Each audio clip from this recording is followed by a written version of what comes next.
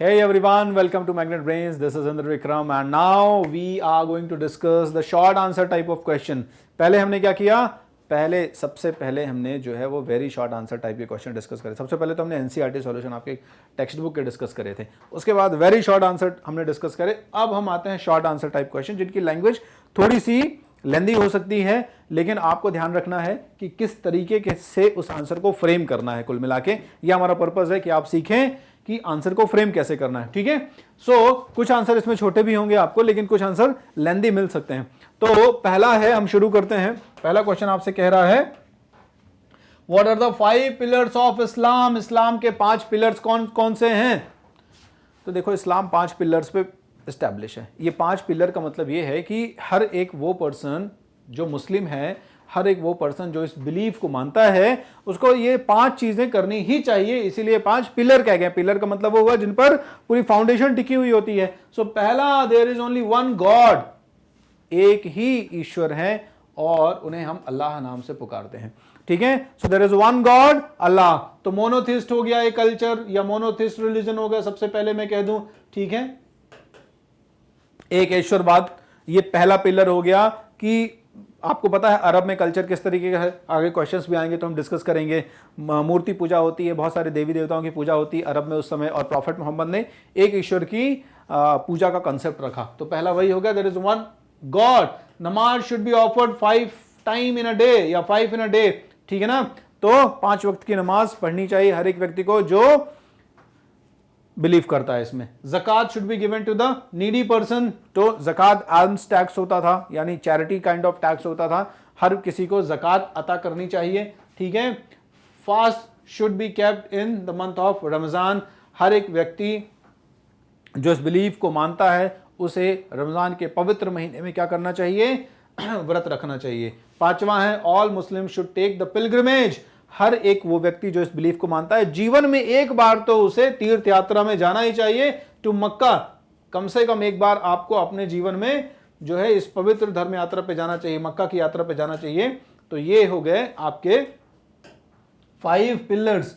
ठीक है, आगे बढ़ते हैं हम. Describe the main teaching of Islam. Islam की मुख्य शिक्षाओं के बारे में बात करनी है. Main teachings of Islam are given below. यानी अब हम मुख्य शिक्षाओं के बारे में अगर बात करें तो अल्लाह शुड बी वर्शिप्ड अलोन. सिर्फ और सिर्फ एकमात्र. किसकी इबादत करना चाहिए और कौन इबादत करने योग्य है? अल्लाह इज. ठीक है ना, so Allah should be worshipped. दूसरा, no Muslim should practice idol worship. किसी भी मुस्लिम व्यक्ति को जो कि पैगंबर मोहम्मद की शिक्षाओं में यकीन रखता है, उसको मूर्ति पूजा नहीं करनी चाहिए, आइडल वर्शिप नहीं करनी चाहिए. इट इज अ सिन, पाप है. ठीक है, ये क्या है? पाप है अगर आप इस तरीके की इबादत करते हैं. Muslims should believe that all Muslims are equal. यानी इनइक्वालिटी का कॉन्सेप्ट नहीं है यहां पे. आपको डिस्क्रिमिनेशन प्रैक्टिस नहीं करना है. Everyone who is following this faith, they all are equal. ठीक है, सारे मुस्लिम कौन है? एक हैं, इक्वल हैं, और उन्हें एक दूसरे को भाई बंधु के समान समझना चाहिए. सब किसी को, सब हर किसी को अपने जो है वो एक यानी भाईचारे का संबंध रखना चाहिए उनके साथ में. ठीक है, अपने सेम रिलीजन वालों के साथ में. All Muslims should follow the same rules regarding marriage and divorce. यानी यहां पर यूनिफॉर्मिटी होनी चाहिए, एक रूपता होनी चाहिए डिवोर्स और मैरिज से रिलेटेड. क्योंकि क्या है, आप देखोगे जैसे अभी एक वीडियो में जब हम शॉर्ट आंसर वाला, वेरी शॉर्ट आंसर वाला जो वीडियो है उसमें हमने डिस्कस भी किया था कि 4 स्कूल ऑफ थॉट्स हैं, 4 स्कूल्स यानी 4 अलग अलग आइडियोलॉजीज हैं on the basis of interpretation of शरिया. शरिया के इंटरप्रिटेशन के बेसिस पर 4 इंपॉर्टेंट स्कूल्स हैं. ठीक है, वाली, सैफी, है ना, ये हमने डिस्कस किया था 4. तो होता क्या है कि थोड़ा सा इंटरप्रिटेशन अलग अलग है. तो यहां पे है ये कि कुछ चीजों में जैसे मैरिज और डिवोर्स से रिलेटेड जो चीजें हैं, इसमें जो रूल्स रेगुलेशन है वो एक फॉलो करना है. ठीक है, all Muslims should lead a very simple life. आपको सादा जीवन, उच्च विचार में भरोसा रखना चाहिए. ठीक है, भले ही आपके पास कितना भी संपन्नता हो. ठीक है, describe in brief how prophet Muhammad religion was a factor in the growth of the Arab unity. Arab की एकता की वृद्धि में, अरब की एकता की ग्रोथ में प्रॉफिट मोहम्मद का जो रिलीजन है ठीक है, वो कैसे एक मेन फैक्टर के तौर पर आएगा। So prophet Muhammad religion was a responsible factor in the growth of Arab unity. Prophet Muhammad का जो धर्म है वो क्या है, एक बहुत उत्तरदायित्व फैक्टर प्ले करता है, यानी बहुत इंपॉर्टेंट फैक्टर प्ले करता है अरब की यूनिटी में। क्यों? The Arab religion started by him was denoted by a term Islam implied to complete submission. तो क्या हुआ, आपको पता है कि अरब में सबसे पहले क्या था, डिसइंटीग्रेशन ही तो है। बहुत सारी ट्राइब्स हैं, ढेर सारी ट्राइब्स हैं, अलग अलग मान्यताएं, अलग अलग रिलीजन है, रिचुअल्स हैं, कस्टम्स हैं, इन सबके ट्राइब्स के अलग अलग मूर्तियां हैं, अलग अलग देवताओं की पूजा करते हैं। तो जब प्रॉफिट मोहम्मद ने इस्लाम स्थापित किया तो इस्लाम का मतलब ही क्या होता था, इस्लाम का मतलब होता था complete submission, surrender to the will of God, Allah, ठीक है, अल्लाह की विल को सरेंडर करना, है ना। तो ये होता था क्या इस्लाम का मतलब। तो जब बाकी लोगों ने इस्लाम कबूल किया तो क्या कर लिया, सबसे पहले तो उन्होंने सबमिशन कर दिया, सरेंडर हो गए, वो एक यूनिफिकेशन हो गया, एक एकीकरण हो गया। He told that there is only one God, Allah. तो अब आप जब एक देवता को मानोगे, एक भगवान को मानोगे, तो वो भी एक यूनिटी में काम करेगा कहीं ना कहीं। He emphasized on the principles of equality and unity. तो डिस्क्रिमिनेशन भी खत्म हो गया। वहां पे क्या होता था, अरब में ही डिस्क्रिमिनेशन होता था। कुछ लोग होते थे जो संपन्न लोग होते थे, कुछ लोग होते थे जो किसी भी धर्म को या किसी ट्राइब या कबीलों को बिलोंग नहीं करते थे, मवाली टाइप के लोग। मवाली शब्द इस्तेमाल किया गया यहाँ पे अरब में, बहुत इंपॉर्टेंट शब्द है ये, मतलब ऐसे लोग जो किसी भी ट्राइब को बिलोंग नहीं करते थे, उनके लिए ये शब्द इस्तेमाल किया जाता था अरब में। तो इन लोगों को थोड़ा सा इंफीरियर नजर से देखा जाता था, ठीक है ना। तो यहां पर जिन लोगों ने अल्लाह को एक्सेप्ट कर लिया, प्रॉफिट को मान लिया, अब वो लोग क्या हैं, उन सारे इक्वलिटी के प्रिंसिपल्स को फॉलो करेंगे। तो ये एक प्रॉपर कहीं ना कहीं इनका रिलीजन जो है मोहम्मद साहब का, वो इक्वलिटी एस्टैब्लिश कर रहा है पूरे अरब में। आगे बढ़ते हैं अगले क्वेश्चन की तरफ। What do you know about Arab tribe? Right in short, आपको अरब की जो कबीलाई व्यवस्था है उसके बारे में बताना है यहाँ पे, ठीक है। वो भी थोड़ा सा शॉर्ट में, संक्षिप्त में, बहुत बड़ा ऐसे नहीं लिखना है। देखो, शुरुआत करोगे प्री मोहम्मद एरा से, यानी मोहम्मद जब नहीं है या मोहम्मद हैं भी तो मोहम्मद एक रिलीजियस प्रीचर के तौर पर नहीं है, उस जमाने से शुरू करोगे और अंत तक लेके जाओगे इस आंसर को। इस तरीके से फ्रेमिंग करनी है।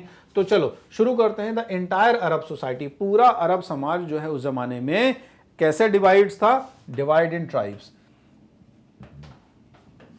ये दो कीवर्ड बहुत इंपॉर्टेंट है, यानी कि कबीलाई व्यवस्था में था, कबीलों के रूप में डिवाइडेड था। कबीला क्या होता है, कबीला का मतलब होता है कुछ लोगों का समूह, जिनमें एक कबीले का हेड हो जाएगा, कबीले का चीफ हो जाएगा, और इस तरीके से वो जो होगा कबीले के सारे अफेयर्स को मैनेज करेगा, ठीक है। सो कबीला was headed by a chief. So entire Arab society was divided into tribes. पूरी की पूरी जो अरब सोसाइटी है वो किस में डिवाइडेड है, ट्राइब्स में डिवाइडेड है। और कबीले का जो हेड होता था वो होता था, जो भी मतलब मुखिया कह दो आप, इसको इलेक्ट किया जाता था। ये लोग इलेक्ट करते थे बहुत सारे कबीले के जो मेंबर होते थे। किस बेसिस पर, तीन चीजें क्राइटेरिया की होती थी कि उसका फैमिली लीनेज क्या है, यानी परिवार, किस परिवार को बिलोंग करता है, क्योंकि ट्राइब के अंदर भी बहुत सारे क्लैन होते थे, है ना, अलग अलग क्लैन होते थे। तो अब उसमें ये देखा जाता था कि वेल्दी फैमिली से है, इन्फ्लुएंशियल फैमिली से है, ये थोड़ा क्राइटेरिया देखा जाता था। इसके अलावा उसका विजडम एंड करेज, ये दो बहुत इंपॉर्टेंट क्राइटेरिया होते थे कि फैमिली तो ठीक है, चलो फैमिली में कॉम्प्रोमाइज हो भी जाएगा, बट विजडम और करेज में नहीं होगा। बुद्धिवान होना चाहिए, विजडम वाला होना चाहिए, है ना, डिसीजन वगैरह लेने की एबिलिटी होनी चाहिए, क्योंकि कबीले में कई बार डिस्प्यूटेबल सिचुएशंस क्रिएट हो जाती हैं। तो जब भी डिस्प्यूटेबल सिचुएशंस क्रिएट होंगी तो आपको ध्यान रखना पड़ेगा ना, एक अनबायस्ड डिसीजन लेना पड़ेगा। फिर करेज, साहसी होना चाहिए, क्योंकि युद्ध की स्थिति तो बनेगी बनेगी, ट्राइबल लोग हैं और वॉरफेयर सिचुएशंस तो क्रिएट होती ही रहती हैं, इसलिए करेजियस होना चाहिए। ये नहीं कि युद्ध हुआ और सबसे पहले सरदार निकल लिए, बाकी लोगों को छोड़ के खतरे में, ठीक है ना। तो करेजियस होना चाहिए। बिसाइड्स दीज, इनके अलावा इस personality also played a crucial role, यानी व्यक्तित्व भी ऐसा होना चाहिए, इंप्रेसिव होना चाहिए कहीं ना कहीं। तो पर्सनालिटी बहुत इंपॉर्टेंट रोल प्ले करती थी। तो इस तरीके का सिस्टम था वहां पे। अब वहां पर जितने भी कबीलाई लोग थे उनके अपने धार्मिक विश्वास थे, धार्मिक बिलीव्स थे, ठीक है, अपने देवी देवता थे, और वो लोग अपने एक प्लेस में, काबा नाम की जगह पर, उन सारे देवी देवताओं को रखते थे और वहां पे पूजा करते थे, ठीक है। तो ये अरब की सोसाइटी हो गई वहां पे। इसके अलावा अरब सोसाइटी नोमैडिक थी। नोमैडिक मतलब बहुत दिनों तक परमानेंटली एक जगह पर फिक्स नहीं रहते थे। They kept on moving from one region to another in search of food. चूंकि खाना पीना रेगिस्तान में ऑल टाइम नहीं अवेलेबल होता था, एक समय अवेलेबल हुआ, फिर कुछ समय के लिए कुछ जगहों पर फूड नहीं अवेलेबल हुआ, क्लाइमेटिक कंडीशंस भी अलग अलग होती थी। तो उस अकॉर्डिंग फूड की अवेलेबिलिटी भी अलग अलग होती थी। तो फिर ये क्या करते थे कि अपने ऊंटों पे चढ़ के एक जगह कहीं और रहे, फिर अपना कारवां उठाया, अपना बोरिया बिस्तर दूसरे जगहों पर पहुंच गए। ठीक है, चलो इसमें से कुछ लोग थे जो ट्रेड वगैरह करते थे, ये लोग जरूर सेटल हो जाते थे। ठीक है, जो ट्रेड और एग्रीकल्चर करते थे ये लोग पर्टिकुलर जगह पर सेटल हो जाते थे और इसके बाद वो एग्रीकल्चरल एक्टिविटीज करते रहते थे। इवन जब देखोगे आप मोहम्मद जन्म ले रहे हैं तो मोहम्मद की खुद की जो ट्राइब है जिसे आपने नाम दिया था कुरैश ट्राइब, आपने मतलब पहले से ये नाम है उनका, उस ट्राइब का, कबीले का, तो इन्होंने मक्का के ट्रेड में क्या किया था, एक तरीके से मोनोपोली स्टैब्लिश की हुई थी। मक्का में बहुत इंपॉर्टेंट इन्फ्लुएंशियल ट्रेड था इनका। ठीक है ना क्या कुरैश ट्राइब। चलो इसके अलावा इसी कुरैश ट्राइब का काबा में भी नियंत्रण हुआ करता था, क्योंकि काबा क्या था, काबा एक रिलीजियस प्लेस होता था, एक क्यूबिक स्ट्रक्चर होता था, cube like stone like structure होता था, जहां पे बहुत सारे देवी देवता रखे होते थे, अलग अलग ट्राइब के देवी देवता जो होते थे वहां पे रखे रहते थे, इंस्टॉल रखते थे। और बहुत सारे लोग क्या होते थे वहां पे हज करने आते थे, यानी पिलग्रिमेज, तीर्थ यात्रा करने आते थे एनुअल तौर पर, यानी कि एक साल में आ गए या एक साल के अंदर एक बार आ गए, 2 बार आ गए, या विद इन ईयर एक बार तो आ ही गए। तो ये सिचुएशन होती थी। तो इस तरीके से अरब ट्राइब रहती थी वहां पे। क्वेश्चन 5 पे आते हैं, व्हाट वर क्रसेड्स। क्रसेड्स क्या है, धर्मयुद्ध क्या है और इनके इंपैक्ट बताना है आपको। तो आपने बहुत अच्छे से आई थिंक शॉर्ट आंसर्स में भी ये देखा है, नहीं देखा तो क्रूसेड के ऊपर डेडिकेटेड वीडियो है, उसको जाके देखेंगे तो पूरा क्रूसेड क्लियर हो जाएगा। क्रूसेड कह दें, क्रूसेड कह दें, सेम टर्म है। Crusades mean the military expeditions, यानी कि सैन्य अभियान, ठीक है, जो कि वेस्टर्न यूरोप से शुरू हुए थे। और इन सैन्य अभियानों का जो बेस होता था, या जिस कहें हम आइडियोलॉजी पर बेस्ड है, जिस आइडियोलॉजी, जिस विचारधारा पर बेस्ड है ये युद्ध, वो है रिलीजन, धर्म, यानी टू सेव द रिलीजन। तो गॉड के नाम पर वॉर, यानी the war on the name of God, ईश्वर के नाम पर युद्ध जो है उसी को धर्म युद्ध कहा गया, मिलिट्री एक्सपीडिशंस कहा गया।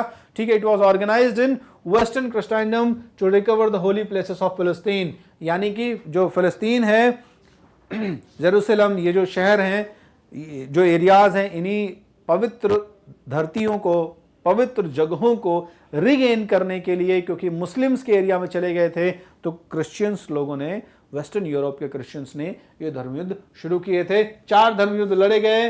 पहला धर्मयुद्ध जो था उसकी शुरुआत ही जो फ्यूडल लोग थे यूरोप के, उन्होंने शुरू किया पोप अर्बन II के साथ मिलकर, और इसमें उन्होंने वो सारे एरिया अधिकार में ला लिए जो मुस्लिमों के कब्जे में चले गए थे, है ना, जिनकी हम यहाँ पे बात कर रहे थे अभी। आउटरमर नाम दिया था इनको, याद होगा आपको। बाद में फिर मुस्लिमों ने जिहाद शुरू किया, ठीक है, इस क्रूसेड के रिस्पॉन्स में, और 3 और 2nd, 3rd, 4th क्रूसेड्स होंगे, और धीरे धीरे करके वो सारी जमीन, वो सारे होली लैंड वापस मुस्लिम्स ने ले लिए अपने जिहाद के दौरान।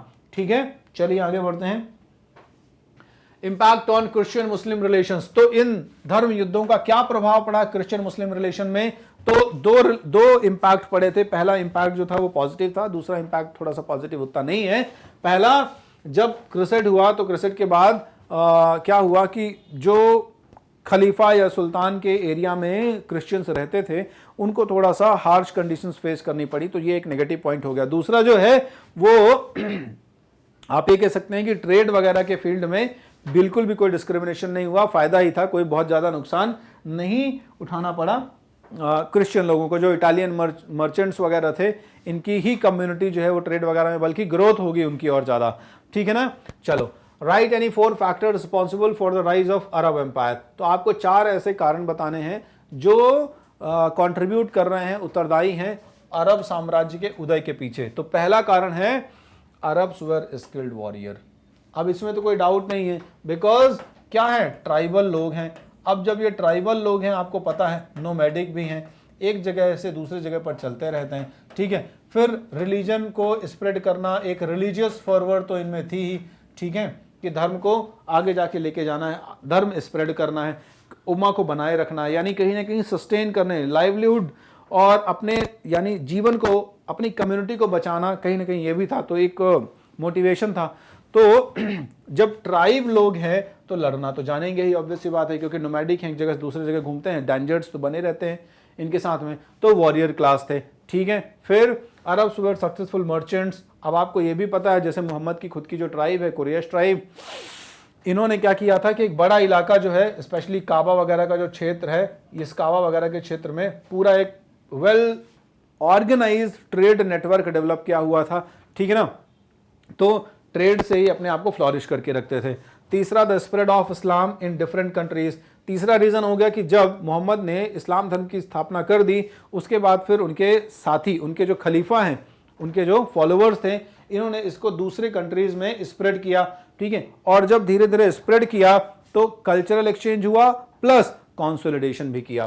तो एक्सपांशन और कंसोलिडेशन ये बहुत ही इंपॉर्टेंट पार्ट है, एक्सपेंशन और कंसोलिडेशन, ठीक है। क्योंकि अगर आप एक्सपांशन कर लो, है ना, सिकंदर की तरह आप एक्सपांड करते चले जाओ लेकिन कंसोलिडेट नहीं करोगे तो क्या होगा, एक समय ऐसा आएगा कि डिसइंटीग्रेशन हो जाएगा। लेकिन यहां पे आप देखो कि हर खलीफा ने कंसोलिडेशन पे बहुत ज्यादा ध्यान दिया। इवन मोहम्मद भी जब मदीना में है तो एडमिनिस्ट्रेशन बड़ा उनका बढ़िया है, वेल ऑर्गेनाइज है, कोशिश कर रहे हैं कि सबको लेके चलेंगे वो, ठीक है। फिर they collected information from the available sources and developed it still further, ठीक है। तो ये तीन इंपॉर्टेंट चीजें तो हो ही गई, ये तीन इंपॉर्टेंट रीजन तो हो ही गए। इसके साथ में क्या है, सूचनाएं इकट्ठी करते जाते थे, ठीक है। यानी कि किसी भी पर्टिकुलर एरिया में अटैक करना है, किसी भी पर्टिकुलर एरिया में स्प्रेड करना है, तो उससे रिलेटेड प्रॉपर इंफॉर्मेशन कलेक्ट की जाती थी और इसके बाद फिर वहां आगे मार्च किया जाता था। तो यहाँ पर आपको ये चार फैक्टर्स जो है वो हमने बताए कि ये चार फैक्टर किस तरह से रिलेटेड हैं अरब एम्पायर के एक्सपांशन में। आगे बढ़ते हैं question 7, why did the early caliph follow an expansionist policy. तो शुरुआती जो खलीफा लोग हैं उन्होंने विस्तारवादी नीति क्यों अपनाई। शुरुआती खलीफा विस्तारवादी नीति की तरफ थे, आपको पता है ना।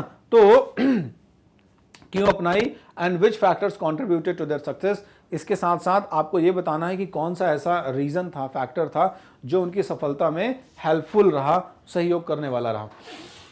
सो द अर्ली कैलिफ, जो शुरुआती खलीफा हैं, इन्होंने विस्तारवादी नीति यानी एक्सपेंशनिस्ट पॉलिसी अपनाई क्योंकि उन्हें बहुत अच्छे से पता था, well aware about the fact.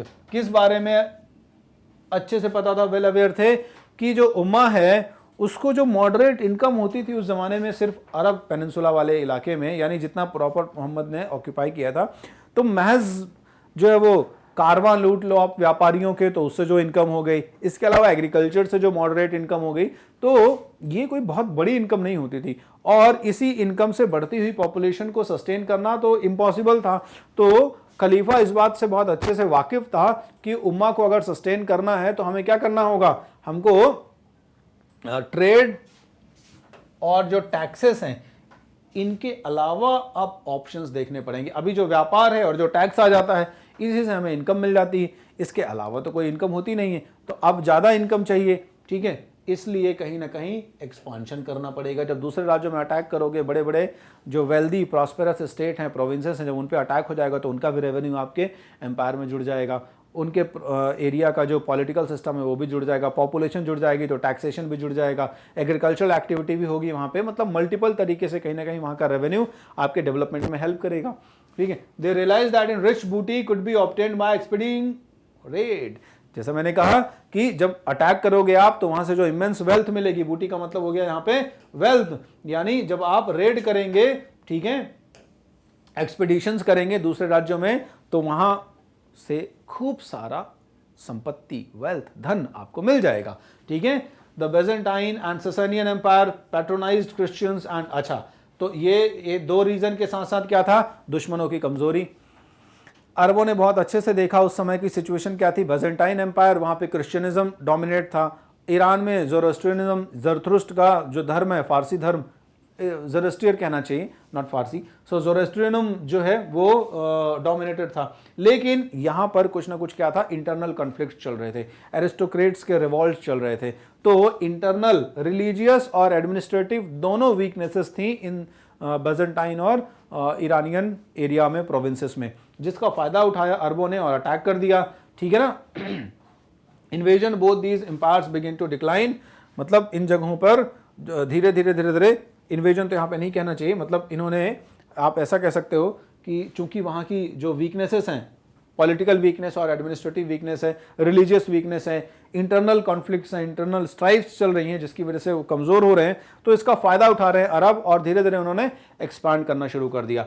तो which factors contributed to their success? अब आप कह सकते हो कि आक्रमण, इन्वेजन जो है कहीं ना कहीं यहां पर बहुत इंपॉर्टेंट रोल प्ले कर रहा है कि कहीं ना कहीं जो एक्सपेंशन में इन्होंने इन्वेजन किया तो ये कुल मिलाकर इनको फ्रूटफुल रहा, ठीक है, सक्सेस में इनके कंट्रीब्यूट करने वाला रहा। चलो अब Arab used camels which could work easily in desert region, तो पहला उनके सक्सेस में रोल प्ले करेगा कैमल। तो बहुत अच्छे एनिमल को उन्होंने चूज किया कि जो उनको हेल्प करेगा उनके वॉर एक्सपीडिशंस में, ठीक है। घोड़ों से आप उतना आसानी से नहीं चल सकते हैं डेजर्ट रीजन में, तो अपने वॉर एक्सपीडिशंस में शुरुआत में उन्होंने किनका इस्तेमाल किया?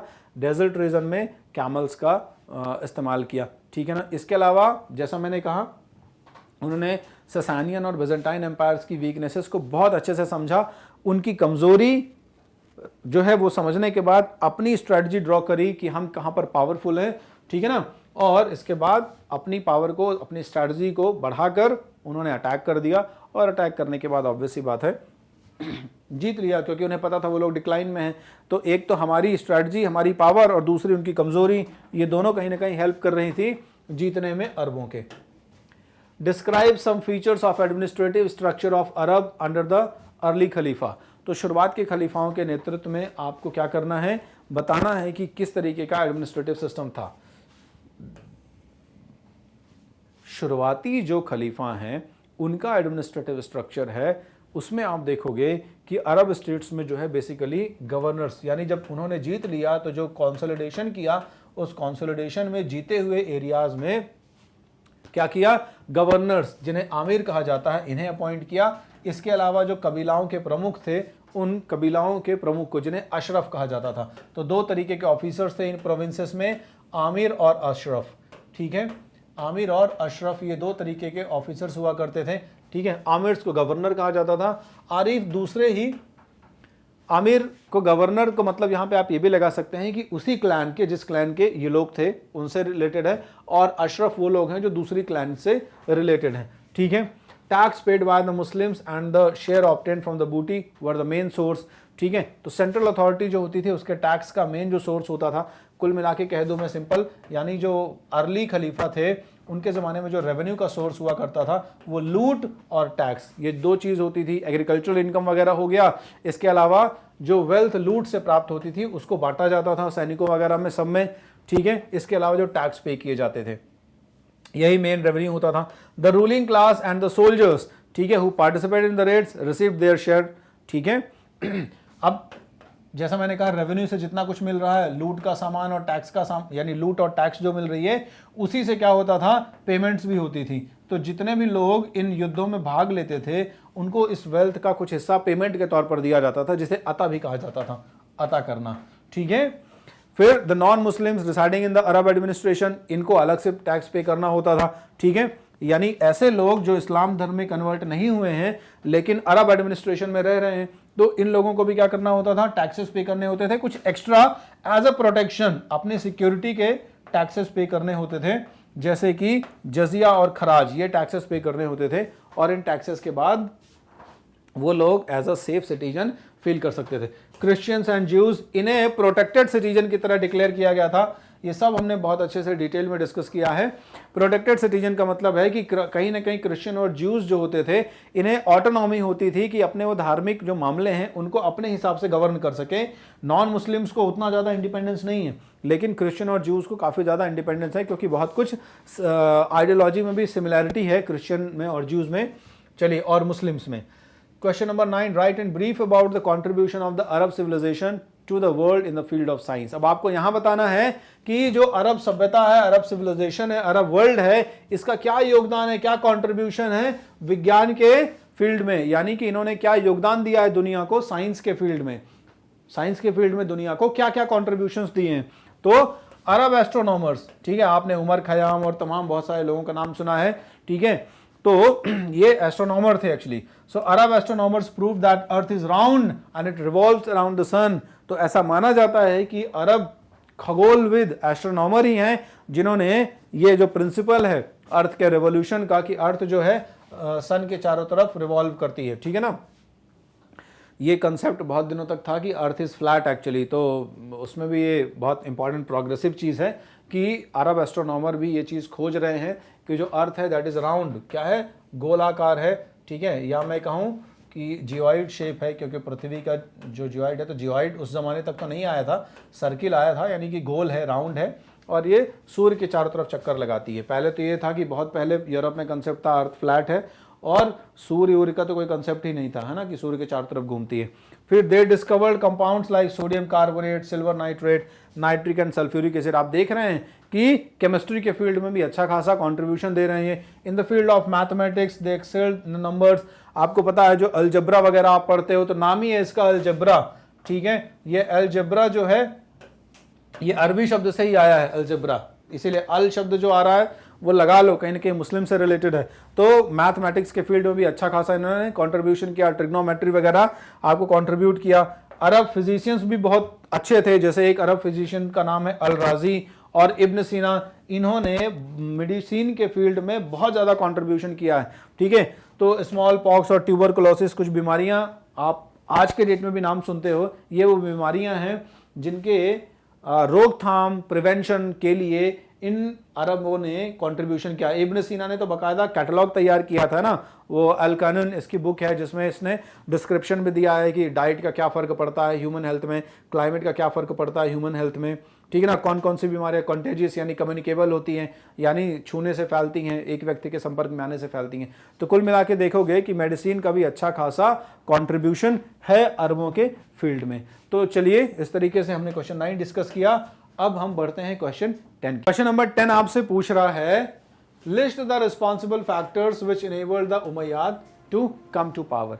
आपको कुछ ऐसे रीजंस बताने हैं, कुछ ऐसे रिस्पॉन्सिबल फैक्टर्स बताने हैं जो ये प्रूफ कर दें, ठीक है, कि उमैयाज जो है वो पावर में आए तो इस रीजन से आए। मतलब ऐसे फैक्टर्स बताने हैं जिनकी वजह से मौका मिला उमैयाज को पावर में आने में, ठीक है ना।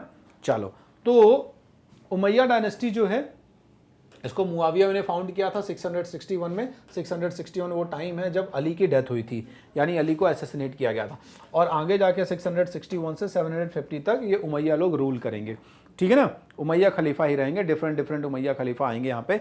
अब इनका जो रास्ता क्लियर हुआ पावर में आने का, सत्ता में आने का, उसके लिए बहुत सारे ऐसे रीजंस थे जो रशीदुन खलीफाओं के ज़माने में शुरू हो गए थे। तो रशीदुन खलीफाओं की कौन कौन सी वीकनेस थी? शुरुआत के 2 खलीफा तो ठीक हैं, लेकिन तीसरे खलीफा के ज़माने में ही कुछ ऐसे ड्रॉबैक्स शुरू हो गए थे जो रास्ता बनाएंगे उमैया के आने का। पहला, विद द टेरिटोरियल एक्सपेंशन, जैसे जैसे अब टेरिटोरियल एक्सपेंशन हो रहा था, अरब के बाहर इस्लाम की सत्ता बढ़ रही थी, वैसे वैसे उम्मा की जो यूनिटी है वो वीक हो रही थी। क्यों? क्योंकि जो डिफरेंट प्रोविंसेस का बंटवारा होता था, इसमें बहुत क्या होता था, डिस्क्रिमिनेशंस होते थे, है ना। जो इम्पॉर्टेंट ट्राइब्स होती थी, या मैं कह दूं कि चूंकि अभी क्या है, जो आपके कुरैश ट्राइब के लोग हैं, तो कुरैश ट्राइब के या कुरैश फैमिली के लोग ही जो होते थे बहुत इंपॉर्टेंट प्रोविंसेस पे चले जाते थे, ठीक है ना। तो अब जो नॉन ट्राइबल लोग हैं वो नाराज होते थे, यानी जो कुरैश ट्राइब के बाहर के लोग हैं वो लोग नाराज होते थे। तो कहीं ना कहीं ये एक डिस्प्यूट वाली सिचुएशन क्रिएट होगी। Conflicts over the distribution of resources begin to increase among the उम्मा। ये देखो मैंने कहा, तो उम्मा का मतलब कम्युनिटी ऑफ बिलीवर्स, इनके बीच में ये भी एक असंतोष वाला रीजन था कि जो डिस्ट्रीब्यूशन होता है रिसोर्सेज का जीती हुई टेरिटरीज में, अब इतना चूंकि उम्मा बड़ा होता चला जा रहा है, तो बड़े एरिया को गवर्न करने के लिए अब अलग अलग, जरूरी थोड़ी कि एक ही ट्राइब का व्यक्ति, मोहम्मद के फैमिली और मोहम्मद की ट्राइब के लोग ही डेजिग्नेशंस में रहें, बाकी ट्राइब के लोगों को भी आना चाहिए। तो जो रिसोर्सेज डिस्ट्रीब्यूट होते हैं कम्युनिटी के लोगों के बीच में, उन रिसोर्सेज में कुछ रिसोर्स ऐसे हैं जो ज़्यादा प्रोडक्टिव नहीं हैं, कुछ हैं जो बहुत प्रोडक्टिव हैं। तो प्रोडक्टिव जो है वो ऐसे लोगों के पास जाते हैं जो उसी ट्राइब को बिलोंग करते हैं, ठीक है ना, कुरैश को। तो ये एक इंपॉर्टेंट था। Meccan character of the early Islamic state, तो शुरुआत में जो रशीदुन खलीफा हैं उनमें आपके जो एक खलीफा हैं उस्मान साहब, ये बहुत जो है अपने चारों तरफ अपनी ही फैमिली, अपने ट्राइब के लोगों को रख लेंगे, है ना। तो मक्कन कैरेक्टर यानी मक्का का जो डोमिनेशन था अभी भी इस नए इस्लामिक वर्ल्ड में, ये जो है वो कई लोगों को नाराज करेगा, ठीक है, क्योंकि इन खलीफा ने बहुत सारे अपने ही आदमियों को, अपने ट्राइब के लोगों को एडमिनिस्ट्रेशन में भर लिया, और बाकी ट्राइब को, वो भी तो उम्मा का ही हिस्सा थी, क्योंकि बहुत सारी ट्राइब्स का कॉम्बिनेशन है उम्मा एक्चुअल में। अब दूसरी ट्राइब्स को आप प्रेफरेंस ही नहीं दे रहे हो, ठीक है, अदर ट्राइब्स को आप प्रेफरेंस ही नहीं दे रहे हो, तो वो नाराज हो जाएंगे, ऑब्वियस सी बात है, ठीक है ना। और ये जो खलीफा है उस्मान, ये इसलिए ऐसा कर रहा था कि उसका कंट्रोल ज़्यादा से ज़्यादा बढ़े, सेंट्रलाइजेशन ज़्यादा बढ़े, लेकिन रिवॉल्ट भी बढ़ गया इसी के साथ साथ, यानी विद्रोह भी बढ़ गया, और यही चीज़ जो है उमैया लोगों के आगे आने का रीज़न बनेगी। चलो आगे रीज़न बता रहे हैं कि क्या हुआ कि जो ट्राइबल मैन है यहाँ पे, ठीक है, जो ट्राइबल्स लोग हैं, धीरे धीरे ये लोग क्या करेंगे, ये लोग इस बात को लेकर कि ये जो अनइक्वल डिस्ट्रीब्यूशन है इसके अगेंस्ट रिवॉल्ट होने शुरू हो जाएंगे। फिर जब अली खलीफा बनेंगे तो खलीफत को भी चैलेंज करना शुरू कर दिया जाएगा। जो आपका मुआविया है, ठीक है ना, वो मुआविया चैलेंज कर देगा खलीफा को, और वो प्रोविंसेस, जिन प्रोविंसेस पे वो काबिज था, सीरिया की प्रोविंसेस जहाँ पे बहुत सारा करप्शन वगैरह भी कर रहा था वो, उसको अली ने जो है वो कहा कि बंद करो तुम, तो उसने वो भी नहीं माना, ठीक है। तो ये सारे रीज़न बनेंगे, बाद में कॉन्फ्लिक्ट होगा, बैटल्स होंगे उनके बीच में, और इन बैटल्स का फ़ायदा उठाया जाएगा। अली की डेथ हो गई, उसके बाद चैलेंज करने वाला एक मुआविया बचा जो अगला बन गया खलीफा, और यहीं से उमैया वंश की जो नींव शुरू होती है। तो कुल मिला के इंटरनल कॉन्फ्लिक्ट जो हैं वही बनते हैं यहाँ पर रीजंस अगला उमैयास के आने के। चलो तो आगे बढ़ते हैं हम। अगला क्वेश्चन क्या कह रहा है, right an evolutionary note on the regime of the fourth caliph, ठीक है। तो इवोल्यूशनरी नोट लिखना है कैसे जो चौथे खलीफा हैं आपके, ये चौथे खलीफा जो हैं अली, इनका एवोल्यूशन हुआ, ठीक है ना, इनके ज़माने में, यानी खलीफा के ज़माने में जो एवोल्यूशन हो रहा है, उस समय जो प्रोग्रेस हो रही है, उसके बारे में आपको एक शॉर्ट नोट लिखनी है। चलो, Ali was the fourth caliph, Ali चौथे खलीफा हैं, और आपको ये भी पता है कि अली को एक्चुअली पहले खलीफा के तौर पे भी प्रोजेक्ट किया गया था, ठीक है। इन्होंने 2 युद्ध लड़े जब ये खलीफा बने, तो इस ज़माने में आपको पता है कि सिविल वॉर की सिचुएशन शुरू हो गई थी, सिविल वॉर की सिचुएशन शुरू हो गई थी, आपस में युद्ध की स्थिति क्रिएट हो गई थी। क्यों? जस्ट पिछले वाले क्वेश्चन में हमने अभी डिस्कस करा, ठीक है ना। तो इन्होंने मक्का के जो एरिस्टोक्रेसी है, क्योंकि बहुत सारे लोग जो मक्का के रिप्रेजेंटेटिव्स हैं, मक्का के लोग, एरिस्टोक्रेसी या रिप्रेजेंटेटिव से मेरा मतलब है कि प्रॉफिट के फैमिली के लोग, प्रॉफिट मोहम्मद की फैमिली के जो लोग हैं बहुत सारे, वो अली के अगेंस्ट हैं, ठीक है। तो उनके साथ किसको युद्ध करना पड़ेगा? उसके साथ, उन लोगों के साथ अली को युद्ध करना पड़ेगा, ठीक है। चलो, इसकी वजह से अब 2 बहुत सारे इंपॉर्टेंट युद्ध होने वाले हैं। पहला युद्ध जो है वो ये युद्ध हुआ कि मोहम्मद की जो वाइफ है आयशा, शिया सुन्नी में तो बंटवारा बहुत अच्छे से हम समझ चुके हैं, तो शिया सुन्नी के बंटवारे को यहाँ पर ज़्यादा हम हाईलाइट नहीं कर रहे हैं, क्योंकि शिया सुन्नी का बाइफरकेशन बंटवारा हो ही चुका है, 2-3 बार हम डिस्कस कर चुके हैं कि पहले तो एक रिफ्ट यही बन गई थी शिया सुन्नी वाली, तो कहीं ना कहीं अब अली शिया वाले सेक्शन में है, तो अभी तक जो थे वो सुन्नी वाले थे, तो जब अली बने तो एक थोड़ा सा एक अलग करके तो उनको वैसे ही देखा गया। तो मक्का के जो एरिस्टोक्रेट लोग हैं वैसे भी नहीं चाह रहे थे कि अली आगे खलीफत में कंटिन्यू करें, तो इसलिए वॉर की सिचुएशन पहले क्रिएट हो गई। मोहम्मद की जो वाइफ है यंगेस्ट आयशा, इन्होंने क्या किया, मोहम्मद के ये जो सक्सेसर हैं अली, इनके अगेंस्ट में युद्ध छेड़ दिया। युद्ध हुआ बैटल ऑफ कामल इन 657। इस कामल के युद्ध में आयशा को डिफीट किया अली ने, ठीक है, और आगे बढ़े, ठीक है। चलो, तो अली हालांकि जीत गए, लेकिन उसके बाद अब मुआविया की बारी आई। मैंने कहा कि मुआविया को अली ने अल्टीमेटम्स दिए, लेटर लिखे कि तुम्हें प्रोविंस जो है वो वापस करो या छोड़ो, उसमें करप्शन मत करो। तो मुआविया ने वो सारी बातें नहीं मानी, है ना। इवन खलीफा के अथॉरिटी को चैलेंज कर दिया, ठीक है। तो सीरिया का गवर्नर हुआ करता था उस जमाने में, मैंने कहा, ठीक है ना। तो अब यहां पर अगला वॉर हुआ, वॉर ऑफ सिफिन। मैंने पहले भी इसके बारे में जिक्र किया है। वॉर ऑफ सिफिन शुरुआत में एक्चुअली मुआविया और अली दोनों ही नहीं लड़ना चाह रहे थे, ठीक है। तो कई दिनों तक, बहुत समय तक सेनाएं आमने सामने खड़ी रही। फिर अली के एक आर्मी के सेक्शन ने युद्ध शुरू भी कर दिया, फिर ट्रूस हुआ, फिर शांति, सीज फायर जैसी सिचुएशन हुई। लेकिन अली के इस फैसले को कि बातचीत करना चाहिए और इस मामले को बातचीत से निपटाना चाहिए, कई लोग नाराज़ हो गए, जिन्हें खारिजित कहा जाता है, जिन्होंने अली के इस फैसले को खारिज कर दिया, कैंसिल कर दिया, और उन्होंने ही अली की हत्या कर दी। तो ये जो है वो पूरा एवोल्यूशन रहा, पूरा डेवलपमेंट रहा चौथे खलीफा अली के शासनकाल में। अगला क्वेश्चन है, अब्बासियों के ज़माने में अरब इन्फ्लुएंस जो है वो धीरे धीरे डिक्लाइन में गया था। क्यों? ये ऐसा क्वेश्चन कर रहे हैं कि ड्यूरिंग अब्बासी अरब इन्फ्लुएंस जो है वो कमज़ोर होते जा रहा था। क्यों? So during Abbasi the Arab influence began to decline on account of following reason. तो आपको लैंग्वेज समझनी है आंसर लिखने के लिए कि कुछ रीजंस, जो रीजन बन रहे हैं यहाँ पे डिक्लाइन के लिए। The Abbasi establish their capital eight Baghdad. ठीक है, अब्बासियों ने अपनी राजधानी को कहाँ पे बनाया? बगदाद में बनाया, नियर द ईरानियन मेट्रोपोलिस, यानी ईरान के शहरों के नज़दीक में। ठीक है, और महत्वपूर्ण शहर जो था वो पुराना जो कैपिटल था ईरान का, ठीक है, टेसिफन। अब इसका परिणाम ये हुआ कि इसमें ईरान कल्चर बढ़ने शुरू हो गया, यानी इस्लाम में ईरान का जो कल्चर है वो बढ़ना शुरू हो गया। ठीक है, ऑब्वियस सी बात है, जब आप ईरान में रहेंगे तो ईरानियन कल्चर जो है वो धीरे धीरे बढ़ना शुरू हो गया।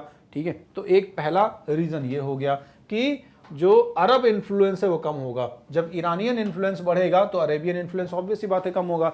इन्होंने अपने आप को स्ट्रेंथ करने के लिए अपना जो रिलीजियस स्टेटस है और फंक्शन है खलीफा के, उसको उसमें बहुत सारे स्कॉलर्स को पैटर्नाइज करना शुरू कर दिया। बहुत सारे अलग अलग इंस्टीट्यूशंस को, जो दूसरे इंस्टीट्यूशंस हैं उनको भी पैटर्नाइज करना शुरू कर दिया। ठीक है ना, तो ये एक रीजन बनेगा। दूसरा, the army and bureaucracy were recognized on a non tribal basis. अब धीरे धीरे, अभी तक क्या होता था? सिर्फ ट्राइबल कल्चर था। अरब, जब तक अरेबियन इन्फ्लुएंस था तब तक वहां पर ट्राइबल कल्चर जाता था, लेकिन अब नॉन ट्राइबल बेसिस में आर्मी और ब्यूरोक्रेसी को ऑर्गेनाइज करना शुरू कर दिया गया। ये ध्यान नहीं दिया गया कि आर्मी और ब्यूरोक्रेसी के इंपॉर्टेंट डेजिग्नेशन पर सिर्फ इंपॉर्टेंट ट्राइब के लोग हों, सिर्फ इंपॉर्टेंट कबीले के लोग हों। इसमें इराकी और खुरासानी लोग जो है वो ज़्यादा अमाउंट में आने लग गए। इससे भी अरबों का इन्फ्लुएंस जो है वो कम हुआ। The Abbasi maintained the magnificent imperial architecture of Umayya आगे जाके। ठीक है, जिसकी वजह से क्या हुआ? अब ये जो उमैया वगैरह लेके आए थे, ये भी इन्फ्लुएंस कहीं ना कहीं क्रिश्चियन और बेजेंटाइन का था। यानी जो रोमन साम्राज्य में मैग्निफिसेंट जो कोर्ट सेरेमोनियल्स होते थे, परंपराएं चलती थी, उनको उमैया लोग लेके आए थे। तो अब यही परंपरा अब्बासी लोग भी फॉलो करने लग गए। तो कुल मिला के जो कुछ अरब इन्फ्लुएंस कम हुआ था उमैया के समय, वो और कम होता चला गया अब्बासियों के ज़माने में। तो ये कुछ ऐसे फैक्टर बनेंगे जो अरब इन्फ्लुएंस को कम करेंगे। The Umayya sought to legitimize their rule, explain by giving example। यानी उमैया जो है वो अपने शासन काल को, अपने रूल को, अपनी शासन व्यवस्था को लेजिटिमाइज करेंगे, कानूनी तौर पर वैधता देंगे, उसके एग्जाम्पल आपको देने। ठीक है, चलो, पहला, उमैयाज जो हैं अपने आप को लेजिटिमाइज कर रहे हैं, अपने रूल को लेजिटिमाइज कर रहे हैं। ठीक है, किस बेसिस पर? इस बेसिस पर कि वो जो रिलीजन वो इंपॉर्टेंट है। हालांकि पॉलिटी में इन्होंने रिलीजन को अलग किया, लेकिन फिर भी इन्होंने अपनी आइडेंटिटी, ठीक है, या अपना जो शासन काल है, अपना जो रूल है, अपना जो कहें एडमिनिस्ट्रेशन है, उसकी लेजिटिमेसी जो है वो इस्लाम से ही ली। तो क्या होता था, जब भी कभी विद्रोह होते थे तो उस विद्रोह को ही हमेशा क्या है, किस बेसिस पर दबाते थे? इस्लाम के नाम पे दबाते थे। ठीक है, सो religious leaders and always they appealed for unity and suppressed their revolts on the name of Islam। तो दो चीजें हैं यहां पे इंपॉर्टेंट। जब उमैया खलीफा बने, कैलिफ बने, तो यहां पर उन्होंने दो चीजें करी हैं। देखो, पॉलिटिकल सिस्टम में तो बहुत कुछ लिबरलाइजेशन आ गया। पॉलिटिकल सिस्टम या पॉलिटी में उतना अब इस्लामिक कैरेक्टर नहीं बचा, उतना रिलीजन इन्फ्लुएंस नहीं है, क्योंकि बाकी जैसे बेजेंटाइन कोर्ट प्रैक्टिसेस चल रही हैं, वो कोर्ट प्रैक्टिसेस यानी वो दरबार की जो प्रथाएं हैं वो पहले के खलीफाओं के दौर में नहीं थी। पहले के खलीफा तो एकदम स्ट्रिक्ट थे, मोहम्मद के हिसाब से चलते थे। अब इन्होंने क्या किया? इन्होंने बस अपने पॉलिटिकल सिस्टम को एक रखने के लिए एक जो मैसेज दिया कि हाँ, इस्लाम ही हमारी यूनिटी का एक प्रमुख जरिया है। तो लोगों को यूनाइट रखने के लिए उम्मा को पहला इस्लाम का सहारा लिया, और दूसरा रिलीजन या इस्लाम का सहारा लिया सप्रेशन के लिए। जब भी विद्रोह होता था तो उसका सप्रेशन वो इसी नाम पे करते थे कि कहीं ना कहीं हम क्या हैं, हम उस पैगंबर मोहम्मद के इस्लाम को आगे लेके जा रहे हो और आप हमारे विद्रोह में जा रहे हो, आप हमारे अगेंस्ट जा रहे हो। ठीक है ना, तो यहाँ पे ये बहुत इंपॉर्टेंट चीज़ है कि रिलीजन सिर्फ आइडेंटिटी के तौर पर यूज हो रहा है ना। तो ये एक एग्जाम्पल हो गया। दूसरा, the Umayya Sultan Abdul Malik replaced Greek and Pahlavi with Arabic as the language. ठीक है ना, तो यहाँ पे ग्रीक और पहलवी लैंग्वेज जो है इसका प्रभाव बढ़ गया उमैयाओं के दरबार में। पहले अरब लैंग्वेज एडमिनिस्ट्रेशन का मेन लैंग्वेज होती थी, अब यूनानी भाषा और पहलवी लैंग्वेज जो कि ईरान की भाषा है, आप देख रहे हो, वो एडमिनिस्ट्रेशन में आ रही है, प्रशासन व्यवस्था में आ रही है, ठीक है ना। तो इस तरीके से ये एक इंपॉर्टेंट चीज हुआ करती थी। पहला, ही ऑल्सो रिप्लेस्ड गोल्ड दिनार एंड सिल्वर दिरहम सर्कुलेशन। तो ये एक इंपॉर्टेंट चीज हो गई कि उन्होंने फिर अपना और इन्फ्लुएंस दिखाने के लिए क्या किया, सिक्के चलाए थे। तो बेजेंटाइन एम्पायर के जो सिक्के हुआ करते थे, उसी बेजेंटाइन एम्पायर के सिक्के को इन्होंने क्या किया था, चेंज किया था। याद होगा आपको, दिनार और दिरहम, तो ये डिनारियस नाम का एक सिक्का चलता था रोमन साम्राज्य में, ठीक है। उसी डिनारियस नाम के सिक्के को मॉडिफाई किया गया था, ठीक है, उसमें अब्दुल मलिक की इमेज लगा दी गई थी, है ना, और वो सिक्के आगे चलाए गए थे। तो कुल मिला के आप जब देखोगे तो बहुत कुछ जो है यहाँ पे अपने रूल को लेजिटिमाइज करने के लिए बहुत सारे ऐसे प्रैक्टिसेस इस्तेमाल करेंगे ये, जिससे ये प्रूफ होगा कि हाँ भाई हमारा जो शासनकाल है वो बहुत महत्वपूर्ण शासनकाल है, ठीक है। Were the Abbasi rulers able to abolish monarchy, नहीं, है ना। इस आंसर का जो इस क्वेश्चन का आंसर है वो तो आप एक शब्द में दे सकते हो, सिंपल सी चीज है ना। अब्बासी लोग जब रूल करने आए थे उमैयास को रिप्लेस करके, तब उन्होंने बड़ी बड़ी बातें की, मसीहा आएगा, ये मैसेज फैलाया, और उन्होंने कहा ये प्रॉफिट मोहम्मद की टीचिंग से डेविएट हो गए हैं उमैया लोग, हम प्योर टीचिंग से स्टैब्लिश करेंगे। लेकिन जब अब्बासी आ गए और उन्होंने रूल शुरू किया तो उन्होंने क्या पाया, उन्होंने पाया कि वो वही प्रैक्टिसेस में वापस से आके बस गए, या वही प्रैक्टिसेस शुरू कर दी उन्होंने जो उमैयाज पहले से प्रैक्टिस कर रहे थे। यानी वही सेरेमोनियल्स, वही कोर्ट रिचुअल्स, वही प्रैक्टिसेस बहुत सारी, वही इंस्टीट्यूशंस, उन्हीं स्कॉलर्स को पैट्रोनाइज करना जिन स्कॉलर्स को उमैया लोगों ने पैट्रोनाइज किया था। तो बाहर से तो सब अलग दिख रहा था, लेकिन जब एक्चुअल पॉलिटी में आए, गवर्नेंस में आए, तब उनको समझ में आया कि एक्चुअलिटी क्या है और यहाँ सबको लेके चलना पड़ेगा। तो इसका आंसर तो बहुत आसानी से आप फ्रेम कर सकते हैं, ठीक है। Were unable to abolish monarchy, monarchy को उन्होंने एबॉलिश कर दिया, नहीं एबॉलिश किया यानी मोनार्की एबॉलिश करने में असफल रहे, ठीक है ना, because the needs of government and the empire. अब ऑब्वियस सी बात है, मोनार्की एबॉलिश कर देते तो एम्पायर जो है, साम्राज्य जो है, उसके विघटन का तुरंत रास्ता खुल जाता, तुरंत डिसइंटीग्रेट हो जाता रास्ता, ठीक है ना। तो सरकार की जरूरतें, गवर्नमेंट की जरूरतें और साम्राज्य को बनाए रखना बहुत ज्यादा जरूरी था। इसलिए जब वो पहुंचे, गद्दी पर बैठे, तो दिमाग में आया कि यार ये वादे तो बड़े बड़े हो गए, बातें तो बड़ी बड़ी हो गई, बट एक्चुअली जो है वो पॉसिबल नहीं है ना। So the Abbasids who claimed to bring downfall of monarchy, जिन्होंने क्लेम किया था कि हम मोनार्की को नीचे लेके जाएंगे, established monarchical system again by maintaining magnificent imperial architecture, court ceremonies initiated by the उमैयाज। वही सब करने लग गए जो उमैया वंश के लोगों ने किया था, ठीक है ना। चलो, सो लास्ट क्वेश्चन, या I think yes this one is the last one. So which factors were responsible for contributing unity among Islamic society, ठीक है, कौन कौन से ऐसे फैक्टर्स थे जो इस्लामिक सोसाइटी में यूनिटी का काम करेंगे, कब से कब तक, 950 से 1200 के आसपास काम करेंगे। या इस क्वेश्चन को आप दूसरे लैंग्वेज में चेंज कर दो, which factors contributed to the unity of Islamic society, यानी पूरे इस्लामिक समाज को एकीकृत रखने के लिए, एक रखने के लिए कौन कौन से फैक्टर रिस्पॉन्सिबल थे, ठीक है। तो these societies were bound together by common cultural and economic pattern.